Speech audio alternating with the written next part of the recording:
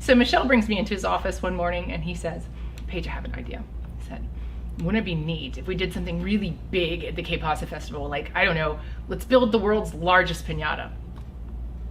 And I paused for a minute and I said, yeah, let's make that happen, let's do it. But after research, it didn't take me long to figure out that that was feasibly impossible in a 6-week period of time. So we looked into it a little bit more and we saw that there was a current record in Sonora, Mexico that was set for the world's largest display of piñatas, which the number was only 504. No problem, we got this. So what we decided to do for this year's Cape Pasa Festival is to build the largest assembly of piñatas in the world.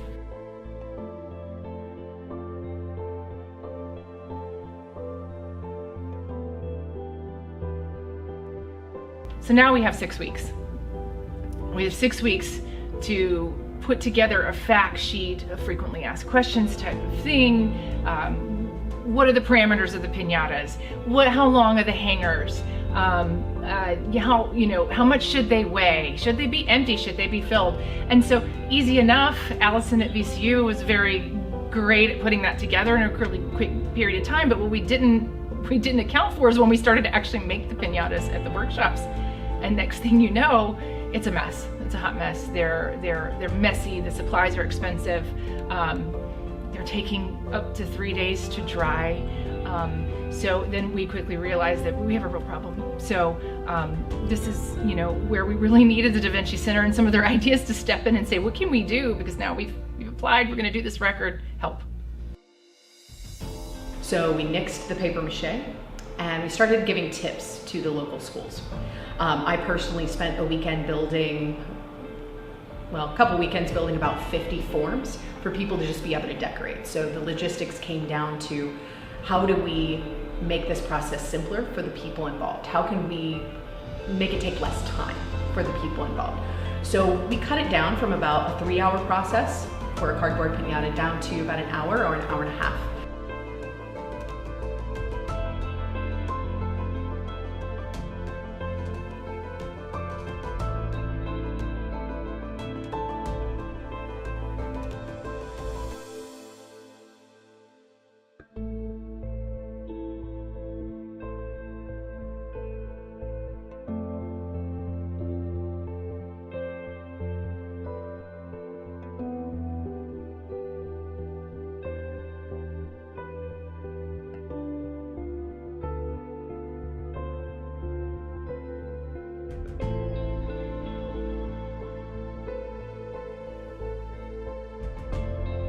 So it came with a lot of stress and a lot of, very little sleep,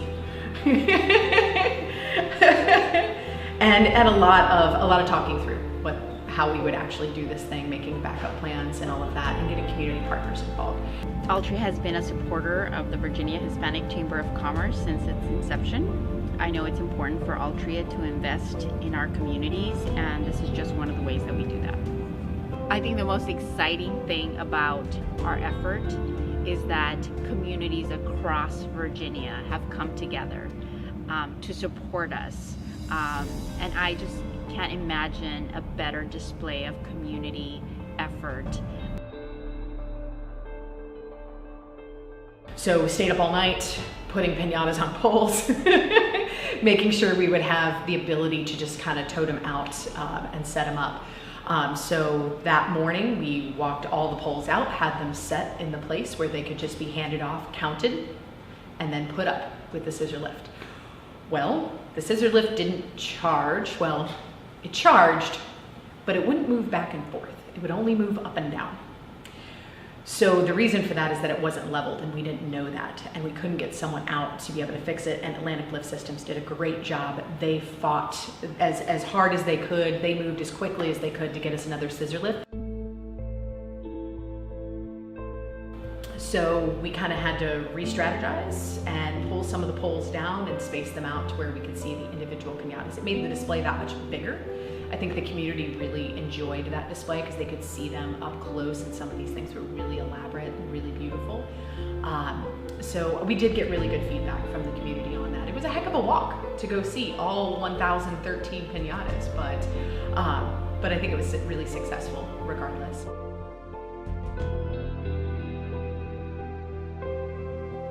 You know, to bring people together for such a good cause, the educational programs that the Virginia Hispanic Foundation has, and bringing the community together to contribute and be involved in something that's bigger than themselves, and have that, you know, breaking a world's record. That's kind of neat.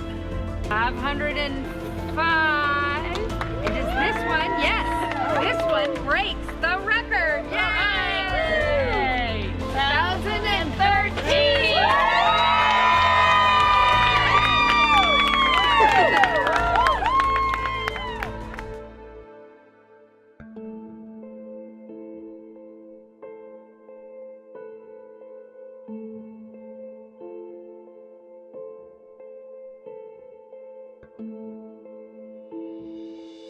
My name is Monica Jimenez, and I am the Marketing and Communications Coordinator at the Virginia Hispanic Chamber and Foundation.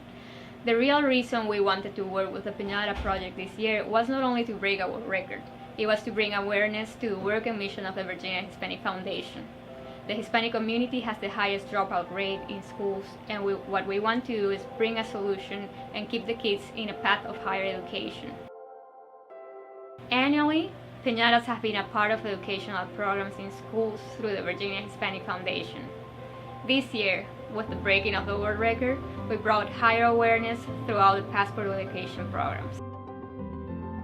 I'm Delilah Medrano, and I am the Communities and School Site Coordinator at J.L. Francis Elementary. Passport to Education has been one of our community partners that comes in and helps our students during their lunch period. They do leadership activities with these students. The best part about the program is really that they offer bilingual leadership mentors. So they're reaching our students who otherwise we wouldn't be able to place with bilingual mentors. They inspire the students to do well in school. They help them feel welcome to a new school or to a new country.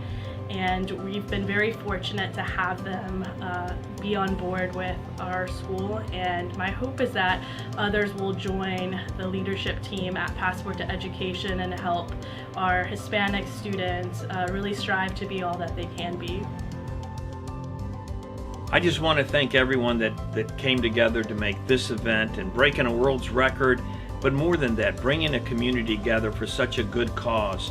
You know, it's the sponsors and donors that helped, you know, the volunteers, the members of the Hispanic Chamber of Commerce. We will continue our work here at the Chamber, but I just want to give a big thanks to everyone. We did it.